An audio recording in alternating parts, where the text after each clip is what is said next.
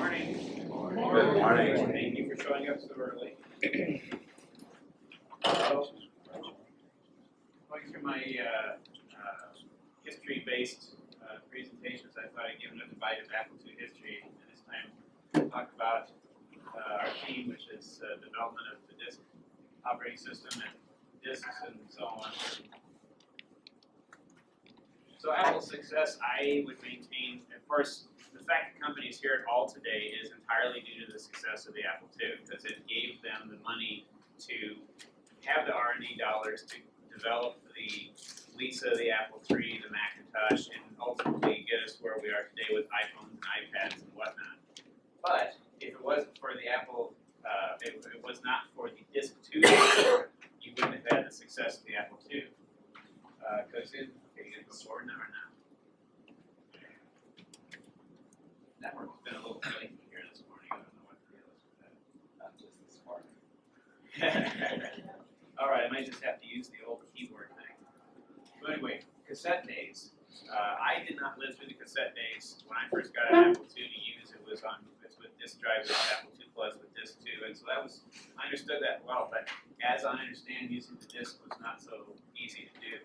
So this is going to go over cassette days, creating a floppy disk, getting a disk system, going into Pascal and CPM, and leading up to ProDOS. So what we have in the beginning is we have Apple's, what the Byte magazine called in 1994 the 1977 Trinity. We had the Apple II, the PET, and the TRS-80 were the three that came out that same year. Now this is when they were announced, and so there's a disagreement amongst the aficionados of computers about who was first. Yes, the PET was announced at the CES in January of '77. The Apple II got announced at the first West Coast Computer Fair, and the TRS-80 I think just got announced in August. But as far as when they actually came out, this was available for shipment as a full unit in June of '77. PET didn't really show up to people until October, and the TRS-80 didn't show up until '77. So we can still say we're still. And when they were announced, the PET was not complete. Yes. The Apple II was the real thing. So cost was an issue, because when they first came out with the PET, they said we're going to sell it for $595 for 4K. They realized they couldn't get a 4K model out, so they decided to do 8K and it cost more. TRS-80 was $599. I think you need to get the cassette thing, it costs more. And unfortunately, the Apple II was quite a bit more to get 4K, and you didn't get this, and you didn't get this. So the result, of course, was that sales in the first year, quite a few more. Radio Shack had all these stores that helped them out. But there weren't as many Apple IIs that came out. But the Apple II was profitable by August, so they were, even though they sold it for a higher price, they were making money on it. And Commodore's thing is they wanted to get it out as cheap as they could, so they could capture the market, I guess.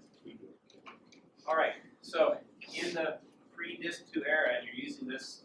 This is Carl Noblock's computer. I got a photo up here with a cassette drive I got and some TV I found. This is an example of what your first Apple II systems would have been like. And when you're using this, you've got to adjust the volume to get it to work right and so on. And when people first got these things, the price, unfortunately, memory was expensive. So you couldn't just get yourself a 48K machine right away unless you wanted to plunk down quite a bit of money. So that brings us to the cassette era. So you're in the cassette era, and I said 1977 to 82, again, you have this expensive computer you got, and what's the first thing that you're going to want to get if you upgrade? Well, you might get the Disk II when it's available, but you're probably going to have to figure out what your priorities are. It's going to be for more RAM, it's going to be for getting a printer, it's going to be for getting the disk drive. You have to figure out what's going to be best. Using cassette was difficult because the reliability was reputedly, I have not used them, reputedly it was difficult to get the volume and stuff set right so it would load correctly. The competitors, however, had a slower cassette. The Apple II was supposed to be around 1200 baud, and those were around 300 baud, the Kansas City standard. However, with the PET, you had named files, and I think the TRS-80 also gave you named files. So, I mean, there was some advantages there, but we had speed on the side of the Apple II. So, as you've heard already this weekend, the story was they needed to get a disk drive. So, at the executive meeting in '77, reportedly, that's when it was decided we need to do this. And competition, as far as unit sales is concerned, is beating Apple. There's more units than Apple. hears about, he gets out the manual for the SA 400 floppy from ShoeGuard and said, okay, this is what I can do this. So he starts working on it. And as you've already heard, they said, I don't want the drive that's got all the electronics on there, all this stuff, I just want the bare drive. And so ShoeGuard sends out their, this is what it is with all the stuff that came with it. And so they say, we don't want that. We want what they call their SA 390. And he made it work through the help of Cliff Houston, who got the analog board going, and Dick Houston, who got some of the ROM code, and Wendell Sander fixed the timing error. So they've got the disk drive now, so they want to get a DOS for this. So Randy Wigington gets work on the, he must have been busy that month is all I'm thinking, because he was supposed to be working on AppleSoft as well as creating RWTS. So he comes up with the beginnings of this read-write track sector, which will seek to a track. It'll read a sector, write a sector, and it'll format the disk. And all the basics that you see, a simple system. And their goal was to get to CES in January '78. Well, we heard yesterday it was Las Vegas actually was the goal, but whatever. So in January '78, you need to get the disk controller done. So Oz wants to reduce the chip count on it because it's just too big. This is an example of a drive controller for a ShoeGuard drive for an S100 computer. All that stuff on there. And then here is an example of what they came up with for the disk 2. A lot fewer chips, and this is approximately the right size difference between the two. You've got a much smaller card, fits nicely, of course, in the Apple II, and this huge thing that they couldn't fit in there. And it had all the extra stuff you didn't need. He got the FM recording method changed so that you got 10 sectors, 256 byte sectors per track, increased to 11 sectors per track. That changes your, pretend this is something, I couldn't find a picture that's got 10 sectors per track. This is a 16 sectors per track, but each of these is a sector. And so if you got 10 per track on here and you change it to 11, of course you've got more density. And later on they got it to 13. And then eventually to 16, we'll get to that later. So now you get the size going from 87.5K up to 96.3K, going to 11 sectors per track. Change it to GCR, and you got 13 sectors per track. So he got the RDTS, but we still need a disk operating system. Now, from the documents you can find on the internet about Apple's preliminary IPO, in that they talk about, for people who want to invest in the company, they talk about here's what we're doing, here's what it costs to build these things, here's what we have in the pipeline. And according to their initial IPO, they had something they were calling an Apple IIA and an Apple IIB that was going to have same graphics, but it was going to have floating point basic, and this was going to be the list price for what they were going to sell them at. And somewhere along the way, there was some computer, whether it was one of these or something else that was being called Annie, and Shepardson Microsystems was consulted to create a floating point basic for it. And in the process of doing that, that takes us to Paul Laughton. I just skipped over his picture fast every time I did it when I tried this out. So anyway, Paul Laughton is working on this. He has a cross compiler that actually uses punch cards and outputs paper tape. So he's got something that's creating this sort of thing, but you got to get it paper tape into the Apple II. So all of you old Apple II people remember using a paper tape reader on there, right? No, there weren't that many people out there with it. So he comes over to Apple and gets together with Steve, and they're figuring out about how to connect a paper tape reader. And Woz says, hey, we got this crazy deadline making a DOS for this. How are we going to get this? And so Paul Laughton says, well, hey, I got background in IBM systems programming and hardware, and I've worked with operating systems, so I can do this for you. So that leads to a contract with Shepardson Microsystems. And if you're paying attention to the news this past few months, that's where the documents that he turned into Digibar came into effect, which is the contracts that they had originally on making this for Apple. And the nice thing about it is it was simple, it wasn't all lawyered up, and this is what the thing that Laughton turned into Digibar looked like. It's just very simple, April 10th. Says we're going to make you a file manager, make you a basic interface, give you utilities for backup and disk recovery, copy, sysgen, which I presume would be your disk formatting and initialization stuff. And it's going to be $13,000. Here's how much we get now, here's how much we get, and we're going to get it by May 15th. This is April 10th. He says, yeah, we can do it in a month. So he has a 1 month delivery time that he's planning on. All right, so Randy laid the foundation with the RWTS and with the idea about getting it all to go through BASIC. If you understand at all about what BASIC is doing, of course, it's an interpreted language. You've got the program code in memory as tokenized keywords. So AND has a keyword, for has a keyword, print has a keyword. It's just a single byte token. And there's a place that's stepping through the memory, looking at each of those things and then acting on it, and then going back to the next byte when you have to do it. That all goes through this memory location in the 0 page, the B8 and B9, to get the address for where it is. So Wigginton says, let's just attach DOS so it's looking at this first, and it has first crack at what's going on here. And then we'll pass on. It's going to look for Control M followed by Control V. And when it sees that, it's going to say, oh, there's the next thing after this is a DOS command.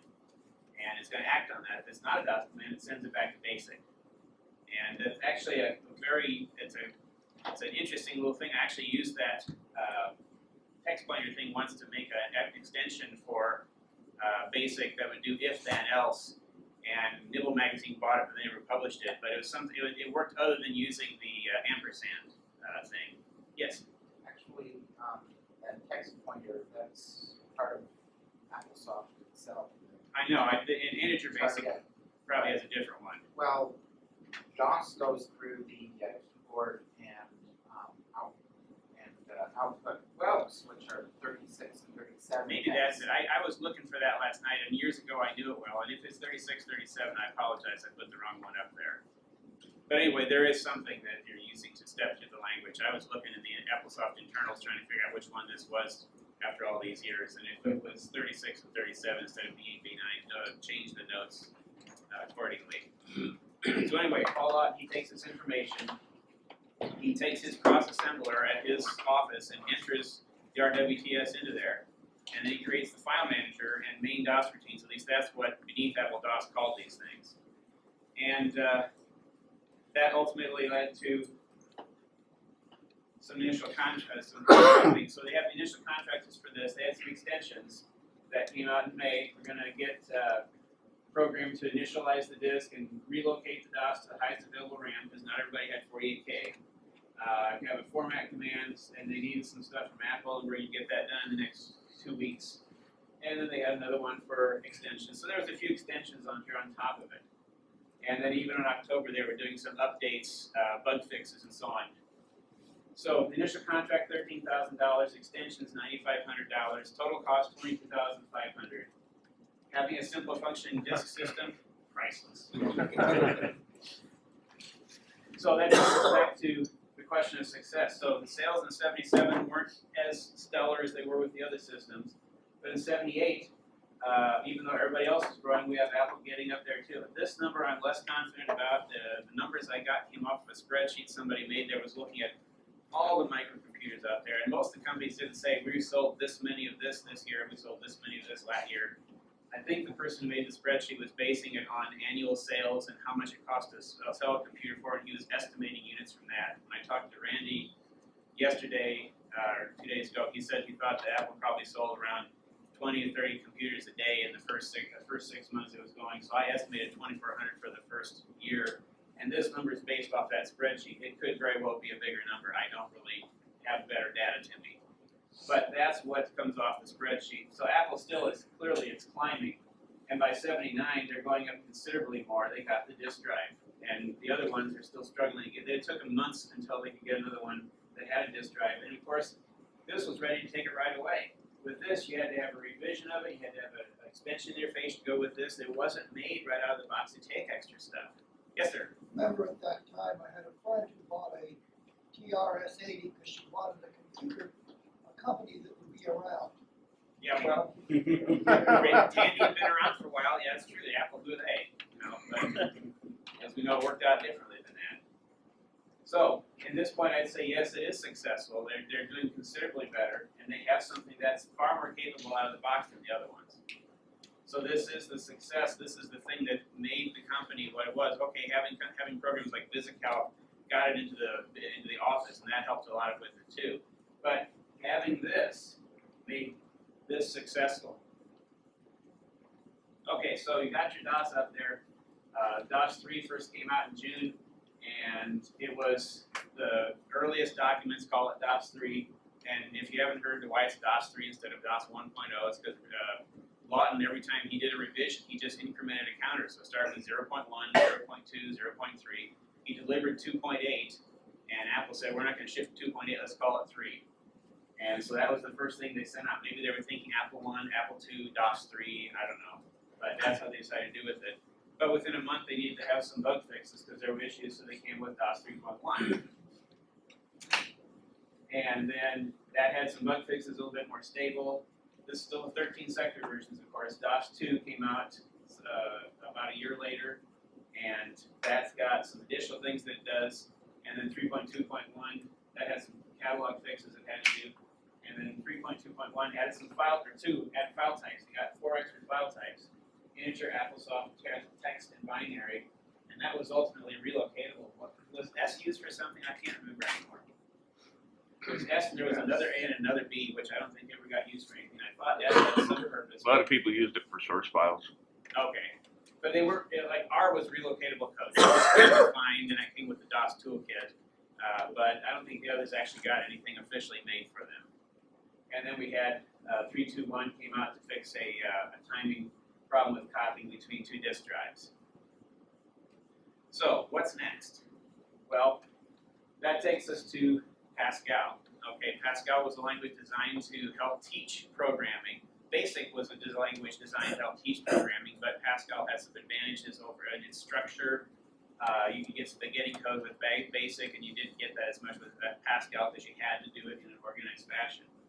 So University of California, San Diego had one of the creations of Pascal that was most widely used, and they made interpreters to go with a lot of the small computers, not just micros because they weren't out yet, but a lot of the small computers that day.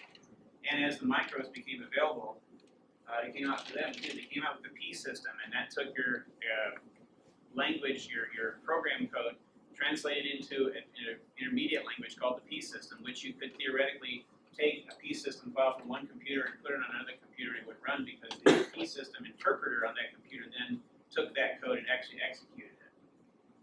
So they adapted it for a lot of the early computers coming out, including the 6502. And we have Bill Atkinson, who was attending UCSD, and he learned about Pascal then. He started working at Apple.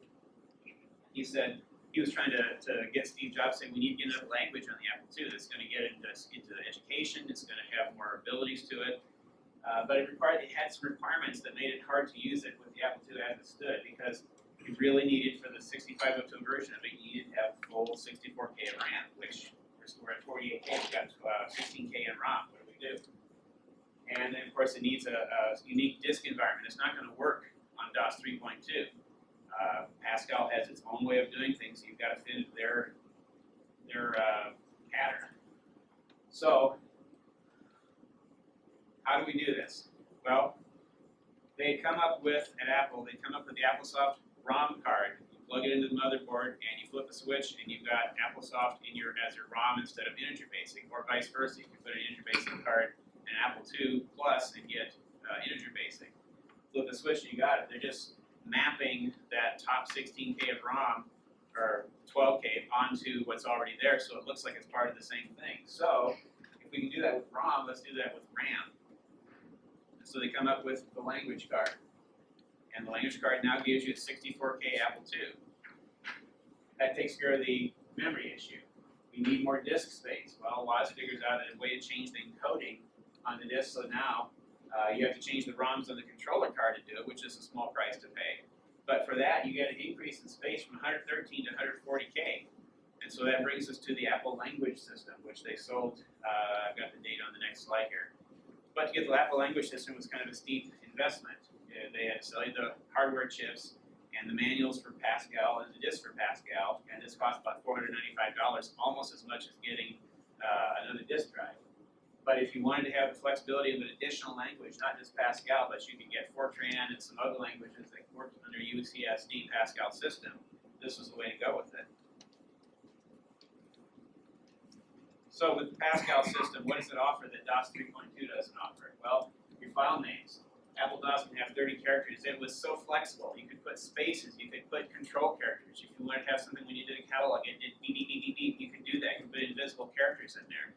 And people did that sometimes. They put control return characters in their file names so that it would list funky on the disk and you couldn't load those files. They made them secret by putting special things in there. You couldn't do that with Pascal. It's got 15 character names, letters, numbers, and a period. That's all you can do. File types. Well, of course, Apple DOS has got those 8 possible file types. Pascal, you got 3: code, text, and data. That's all you got with Pascal. That's all they defined for the system. So for the directory and storage, that's a busy slide. I got it off of Call Apple from February of '85, and this is looking at a DOS 3.3 track map or disk map. So ignore these last 2 here. That 13.6 last 3 here. That's what's not on a DOS 3.2 disk. But there's your sectors there, and here's your 35 tracks. They put the catalog in the center. Idea being that you have a shorter distance for the head rewrite arm to move back and forth when it's going from the catalog to the file. You have a file map that shows where all the pieces of the file are. So you have a file that maybe initially takes up this space here, but when you change it, it's here and a little bit's here and here. That's okay, the file map takes care of that stuff. Pascal, on the other hand, oh, and one other thing with this, the operating systems in the first 3 tracks, 0, 1, and 2, that's on every disk that's there. And then you have ways of taking it off of there if you wanted more storage on your space on your disk, but it's there as part of the basic thing. Pascal, on the other hand, is pretty much the whole disk is open. You have your disk loader code at the very beginning, then you got a directory, and the rest of it is available for data or programs or operating system or whatever. They, instead of using 256K sectors, they use 512K blocks. And so this, just like on a disk 2, track 0, sector 0 is loaded into RAM, and that tells it how to load the rest of it. Well, on here, it's going to do that. It's going to look for the system files to execute when you're booting it, the system files to know how to start up Pascal. And the rest of this just talks about how the other features of the directory, and they have a date. There's a place in there for date and time, which wasn't part of DOS 3.2 to begin with. Some things that you could patch into DOS 3, but you used up some of those 30 characters of the file name to usually get a date time stamping. And this is, I can't find a version that works earlier than 1.2 that I can get a screenshot of, but this is basically what Pascal's going to look like, unless you got 40 columns, in which case you only see this much bit stretched out, and you have to scroll over to the right to see the rest of it. All right, so now you've just plunked down $500 to get the language system, but I've already got 40 disks for DOS 3.2. What do I do with booting those? I can't boot them directly anymore because the ROMs have changed on the disk controller card. So they came up with a pre-boot disk. And I can't get an image, I couldn't find a picture of the basics disk. I forgot to do it when I left home because I actually have one there.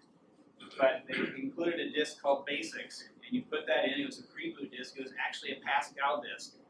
But those first track 0, sector 0 spot where it loaded the first block on, instead of the code to look for the Pascal files, it had code that would look at what your motherboard ROM was, and then it had 3 files on there whose names I forget right now, but one of them was an integer basic image, one of them was an AppleSoft image, and it would find out what wasn't on your motherboard, and it would load the other one into the language card, so that when you then you stick in your DOS 3.2 disk, boot it. If you type FP, it took you to AppleSoft, to type integer, INT, it took you back to integer, and it just worked. So it was a workaround. It wasn't convenient, but it worked. Here's your timeline on how these things are going from June 78 all the way down to release of Apple Pascal 1979 and then 1.1 in 1980. So I want to touch on real briefly CP/M here. CP/M is one of that other language that most of the other home computers that had disk drives used. Why were they all using CP/M? Well, because again, he was involved in computers in the late 60s, early 70s. He got some consulting jobs for Intel, and he had access to the 4004, 8008, and 8080 before they came out, and actually made some development systems for them.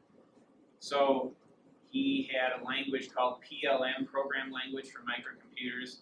And in PLM, he wrote his first versions of CPM, control program for microcomputers, which would control disk devices. Even though, well, what disk devices were there in 1974? Well, 8-inch disks. IBM had already come out with those years earlier. So there's 8-inch disks you could use, and you want something to load onto the system to save your files, store your files. It wasn't necessarily a cassette interface at that time. So he's got CPM. He forms a company that starts off with the name Intergalactic Digital Research. They are short to Digital Research. He and his wife started this company. And then that takes us to 1976. There is also the year that Shugart comes out with the SA400. So he adapts CPM to work with the new 5 1/4 floppy disks that people are going to start buying for their Altairs, their M-size, their other S100 based computers. Well, that takes us up through, from 1976 up through the early Apple II years to 1980, and Microsoft saying, hey, we're not getting any piece of this burgeoning, growing Apple II business because it's all in 6502. All of our languages are based for 88 or Z8. You can't sell stuff to them. What do we do? So Paul Allen says, well, could you come up with a hardware solution? And so they contract with Tim Patterson of Seattle Computer Products, and this is the company that they originally, later on got what became MS-DOS from.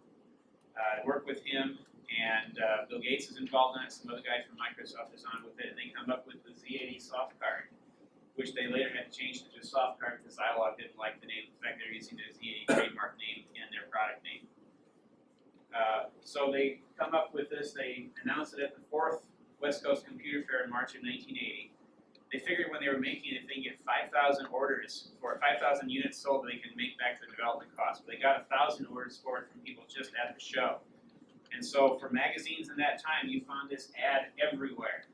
They always were showing out how wonderful the CPM card, the DOS card, the soft card, sorry, was for the Apple II. It lets you run everything on it now. And for people who wanted to have this extra stuff, this was perfect. So they got like just 5,000 orders in 3 months, so they earned back their development costs fairly quickly.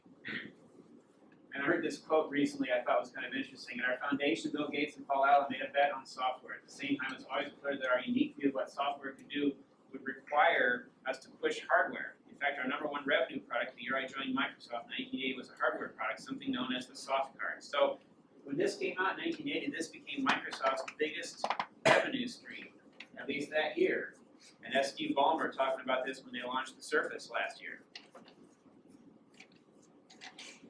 It became the single biggest platform running CPM, ultimately. And those of you who were Soft Talk magazine aficionados, remember they had a column every month for almost the entire run of the magazine about CPM. What was the reason? Why would you want this? You got VisiCalc, but you didn't have word processors like WordStar. The CPM was really made to work with 64 or 80 columns, and so it adapted itself a little better directly to the business market. And so people wanted WordStar, they wanted DBase, and there's a lot of other applications that did with it.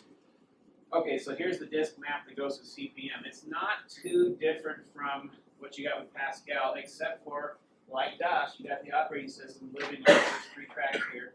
You got your directory, and then the rest of it is for the data. And there's a lot fewer numbers on here because CPM is using a block size of 1024. So they're using a 1 kilobyte size block. Remember, DOS was 256 bytes, Pascal's 512, they're trying 1024. So timeline takes us back here. We got CPM coming out in March of 1980 with the soft card. And that takes us back to what are we going to do with DOS? Well, finally, they got, in the latter part of that year, they got DOS 3.3 come out and brought the 16-sector capability to DOS. So now you can directly boot your DOS disk. You don't have to use this pre-boot thing anymore.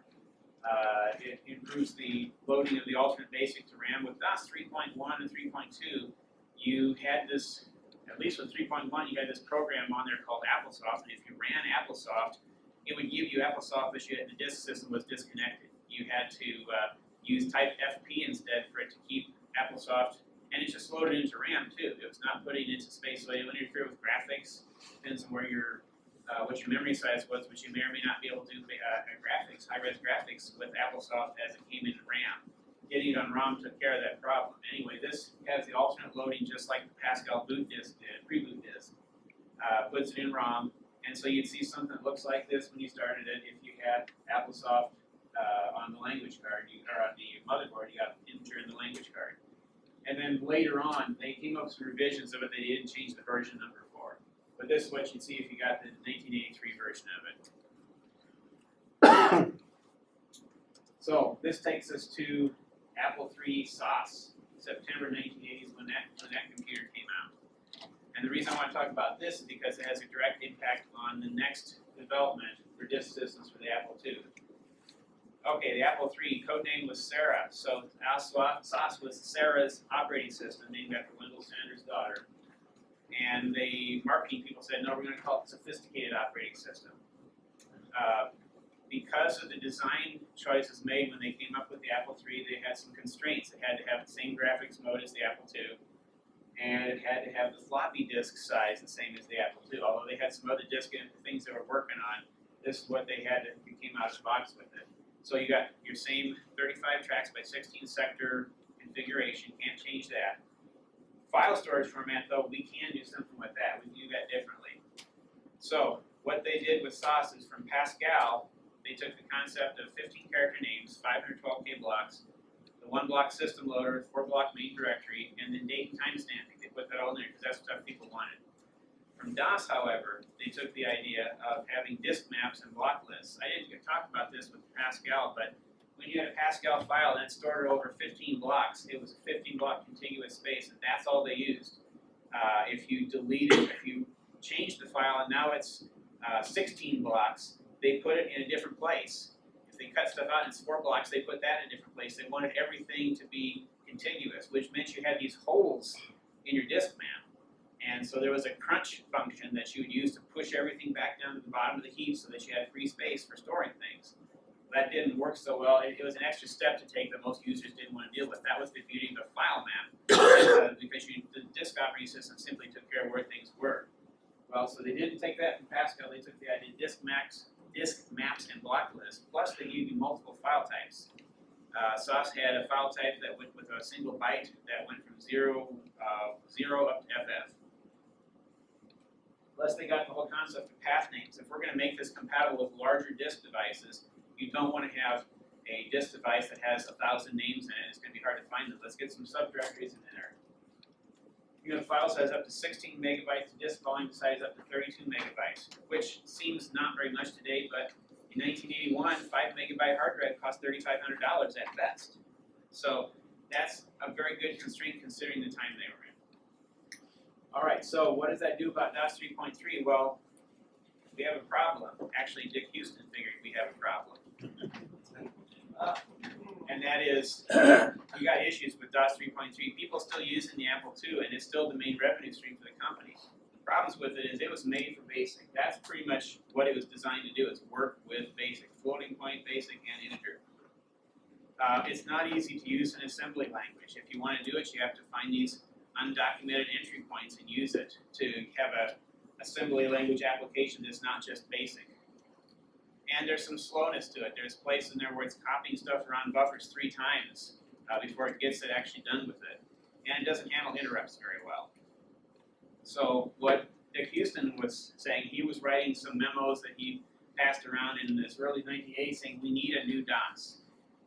He said that when Mike Markkula became CEO, that he had said that he expected that the sales of the Apple II were going to be good through 1983, and he thought they'd still be fairly good through 1987. Now, Houston was predicting that with that kind of statement, he was talking about how many people were buying it per month. He said that means in 1980 we have an estimated 200,000 users of Apple II, and by 1987 there could be potentially 1.5 million users of them. And by 1987 you're going to have larger disk storage devices, bigger than this 160K disk 2. That's the other thing about DOS 3.3 is it's coded for the disk 2. It can be, you can add a RAM disk to it, you can add a hard drive to it, but you have to patch it, and the patches aren't compatible. You can't necessarily have a hard drive and a RAM disk both. It's not made for additional disk devices. So how do you manage those larger devices? What are you going to do with that? So that's why he's making the argument for a new DOS. So in his argument, he was saying, well, what do we do with that? Do we create an update, call it DOS 3.4? Well, that's not necessarily going to work out so well because it's going to probably break existing software, And you still have the file directory structure as an issue. If it gets too big, it's going to, you're still going to have trouble with lots of disk names, file names to deal with. So he says, no, that's not a good solution. So should we create DOS 4.0? He says, well, it sounds like it's just modifications to DOS 3. People aren't going to maybe take it seriously. This is what Houston was saying. So let's just not do that either. Let's come up with something he was calling XDOS. He wanted to make the name have a clear departure from DOS 3.3. It's something different. And yes, it's going to require software updates to work with it, but it's going to be worth, the effort will be worth it for people who want to develop software. So Houston started doing some work on this in 1980, getting it together. He intermittently worked on it after that, but it wasn't something like he had an official approval of this from Apple management, because they had their eyes elsewhere. They were looking at the Apple III, they're looking at the Macintosh, they're looking at the Lisa. So he's got other things that he's doing as his job during those next few years working on this. But this was still something he kept coming back to. He decided to use the SOS file system, but worked with a subset of the SOS features. Some of the commands in SOS include things that let you manage memory and do other things that are really Apple III specific. So they left that stuff out and just focused only on the parts of it that work on the disk system. He says we need an application to interact with AppleSoft. We have to have something that acts like what DOS 3.3 does now.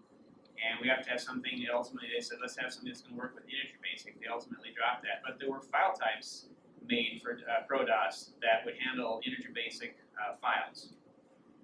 And we need a standardized way perhaps to use XDOS. We need a way for somebody to create something like an AppleWorks so they can deal with the disk operating system, but not deal with this disk system things that's coming from basic. But that takes us to the politics of it. And again, we've got issues in company between different managers about what they're doing. For the Apple II, it's either yeah or blah. They have competition with everything else going on out there. And so he had to start and stop what he was doing repeatedly. He was basically the project's champion for getting this XDOS thing working. And there was this great quote from Tom Weissar that I have on a tape from 1992. People have this vision of Apple as an organism with a brain, and I don't think that's a correct metaphor. And what he pointed out afterwards is that there's many different goals and people and egos there, and it leads to different project outcomes. I mean, it's like that with probably any company out there. I'm in the process of reading the book about Xerox PARC, and the struggle they had trying to get things accomplished there because the people at Xerox said, this is the way we want to do things, and our research lab should do it this way, and the people at the research lab said, no, we're inventing the future. You need to let us do this stuff. But the different egos and different goals interfered with each other. Well, he keeps working on it. He finally has enough stuff going with it that they have a lead up to January 83. January 83, of course, is the release of the Apple IIe. They finalized the name finally as ProDOS. They have artwork and manuals designed. And the project got canceled at the last minute. So it's like, what happened here? Well, they had some other things. Somebody said it's going to confuse the customers. It's too much like SOS. It's going to hurt Apple III sales. The Lisa's for business. The Mac is coming. You know, those are all the things they had for that. But the reality was, the Apple III is barely turning a profit. The Lisa's not doing well. It's a great computer, but it's too expensive. The Mac is still a year away from its release. You know, so Dick Houston took his case to Mike Markkula. And Markkula talked to the board of directors about this, and the board decided to side with Dick Houston.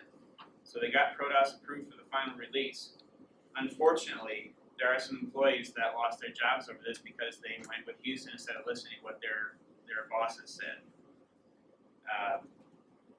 So this takes us to the Apple ProDOS disk map. Same garbage, all this other stuff that's on here before, but this is very much like what you see with SOS. You got the disk loader, the booting stuff on track 0 and 1. Track 0 actually was the ProDOS loader. Block 0, block 1 was the SOS loader. So you could put the SOS files on here, and you could stick this disk in an Apple III, and it would boot. Because it's the same operating, it's the same disk system. Got your directory sitting up here, and then all the rest of the stuff is for your files. So you can put the operating system on there if you want. You have your ProDOS file, your basic system file, your ProDOS file, your whatever system file. Or you don't have to have that. You can just have a plain old data disk if you want. This other stuff just talks about the structure of the file names and everything. It's got the same 15-character file name. periods and numbers and letters, and that's all you've got, no uppercase and lowercase. So this takes us then back to our timeline. ProDOS finally gets released in 1983. It paved the way for large RAM disks, for hard disks, ultimately for the 3.5-inch disc when they came out, and more stuff. And here is the timeline then. Pascal 79 CPM, DOS 3.3, applesauce, and then finally ProDOS 1.0 at this point. And after that, of course, you have all this other updates that they actually aggressively worked on getting updates. They came up with the Apple II GS around here, and they changed the name to ProDOS 8, and then they separated out ProDOS 16 for the 16-bit applications. Eventually came up with GSOS, but kept updating ProDOS even to the bitter end here a few months before the computer was discontinued, because at least they kept saying we got a plan for the future. And so even now, 20 years later, after the discontinuation of the Apple IIe, that disk system is still robust and works. And thanks to the things they built into GSOS on an Apple IIgs, you can access at least HFS MAC volumes and some other kinds of network volumes too. They built stuff in there and made it flexible. So, questions? Yes? One of your slides was an ad showing that you could run, was it saying you could run CPM and TRS-80 and all that? No, it's talking about CPM applications that ran with Microsoft SoftCard. Oh. So, and that takes us also back to how did you get stuff onto a disk, because the disk format, all 8-inch disks apparently had a fairly similar format, so if you can take a disk from one computer and take it to another computer, and it may very well work, but with 5 1/4-inch disks, they had different disk structure, they had different recording methods. Remember the changing from 10 to 11 to 13 to 16 sector within just the Apple II community? Well, you couldn't put a TRS-80 disk in an Apple II and read it because it was recorded differently. You couldn't share disks between different computers like that. So same with CPM. If you wanted to get WordStar on an Apple II, they had to have a way of making a WordStar disk in an Apple II CPM format. If you wanted to run DBase or something else, you had to get that stuff in a CPM. But since Apple II was one of the biggest CPM platforms, people found a way to get that software onto a disk and be able to distribute it. Was there any ability through CPM or through like operating system that could run the CPM not only is the 80? Well, yeah, it's made to run on Z80 and 88. So could you somehow enable to get something across from an Apple 6502 system or or Z80? I don't think anybody ever heard of any emulators that would let you run TRS-80 stuff on an Apple II or vice versa. The way the soft card worked was by dropping an entire Z80 processor into the Apple. Yeah, basically with the Z80 card, the soft card, you were putting a CPM system, a Z80 system into your Apple II and using the keyboard and the memory and the display as the host for this card, but everything was running off the card. And there were other cards like that too. There were cards that ran 68,000 processor for the Apple II, and there was 6800 cards, 6809. There's all kinds of stuff people came out with to use their Apple II for more things. That was the beauty of the flexibility built into it from the beginnings, that you could do that stuff. You couldn't do that with a PET. You certainly couldn't do that with a TRS-80. There's a lot of flexibility got built into there from the very beginning. And I've also given people the analogy that, okay, for the Apple II, it's $1,200 to buy a 4K machine, and the other ones are costing like 2/3 of the same price. Well, the difference is like buying a house that has 3,000 square feet, but only 1,000 is finished, compared to buying houses that have only 1,000 square feet. I can always finish that other 2,000 square feet and have a fully furnished 3,000 square foot house, but if I got a 1,000 square foot house, I'm stuck with that house. I can bolt a few things on the outside or tear it down and build a new one. So that's what it was between the Apple II and those other ones. The Apple II had all its expandability and flexibility built in from the start. The others were just made to get it out there. Anything else? I wonder if, as far as transferring the software, I wonder if people cobble together things like paper tape readers, or if they had an Altair and they had a serial link they could transfer the software. Probably serial link would be the way to go with that. I think that'd be a lot easier to hit it that way.